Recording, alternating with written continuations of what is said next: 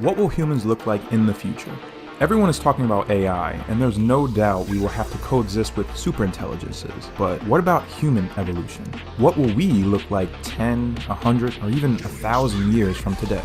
A good place to start is determining which technological route we will travel. Generally, most theories and science fiction novels play with two options, biological or synthetic.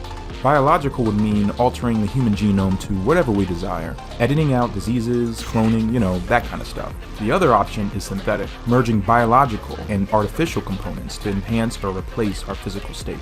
Personally, I think this is the more likely option of the two. There is so much taboo around genetic manipulation with, Nazi eugenics and all. I find it hard for us to get over that moral dilemma. Not to mention, we're already doing it. Technically, humans have been cyborgs for a long time because the definition of a cyborg just requires physiological usage of a mechanical or electronic device. So wooden peg legs, ivory teeth, titanium hips, all counts in my book. Cyborg doesn't necessarily mean everyone installing a Terminator T-800 exoskeleton. It can be more subtle. Currently, we have an electronic device always with us that we use to communicate and navigate the world. It's called a cell phone. It is so involved in our daily life, it might as well be directly attached to us. And that's exactly what Neuralink, co-founded by Elon Musk, is working on. Surgically implanting chips into brains. They have the goals of communicating with nearby electronics or even curing paralysis by reconnecting the signals to where they need to go. Let's talk futurist. Now that we have narrowed the discussion to cybernetics as the most probable next step, realistically, where does that lead? We already see advanced prosthetics that react to brain waves, allowing a disabled user to control artificial limbs with some accuracy. Synthetic skin and muscle attachments will be developed to permanently attach our new artificial appendages. This progress will bolster humanity's trust in cybernetics, and then once humans accept surgical attachment, this will open the door to countless opportunities. At first, it will be horrible accidents and birth defects that require surgical replacements, diabetic amputations, combat quadriplegics, industrial accidents, but eventually, inevitably, the procedure will be so common people will consider unnecessary mechanical upgrades.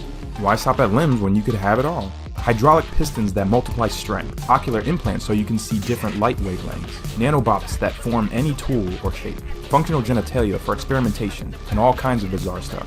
As most things science, the military is the one funding it all. Don't be surprised when elite super soldiers surgically equipped with the latest military gear start patrolling the streets. But maybe all this physical hardware is unnecessary? Too much biological risk and material consumption. If we already have a direct brain interface, maybe everything can be experienced virtually instead.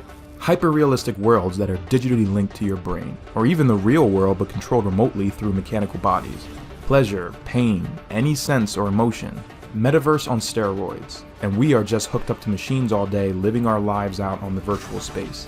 Maybe we even have machines that pump nutrients into our guts, keeping our biological bodies well maintained.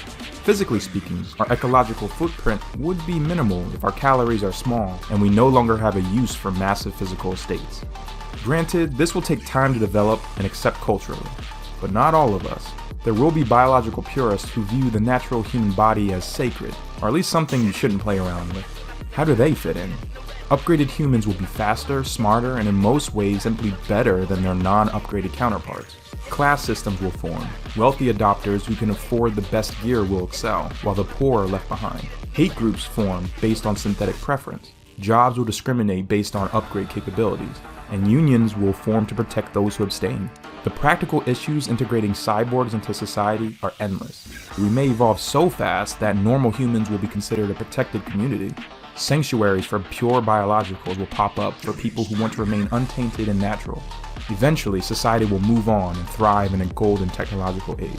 We will redefine what it means to be human, or perhaps declare a new species altogether, because at this point, what is human? So, what comes next? Assuming we are still hacking away at ourselves, replacing limbs for shiny chrome, we won't have anything left to physically replace. Eventually, someone will want to go all the way. They will try to upload their consciousness into digital form. What does that even mean? Is it even possible? At that point, we will exist purely as energy and information, our only remaining physical tethers keeping us alive indefinitely, making us digital immortals. And if you only exist in digital form, maybe it's not so crazy to question whether you physically existed at all. Click on this next video to see how we may already be living in a synthetic reality. This could all just be one big simulation.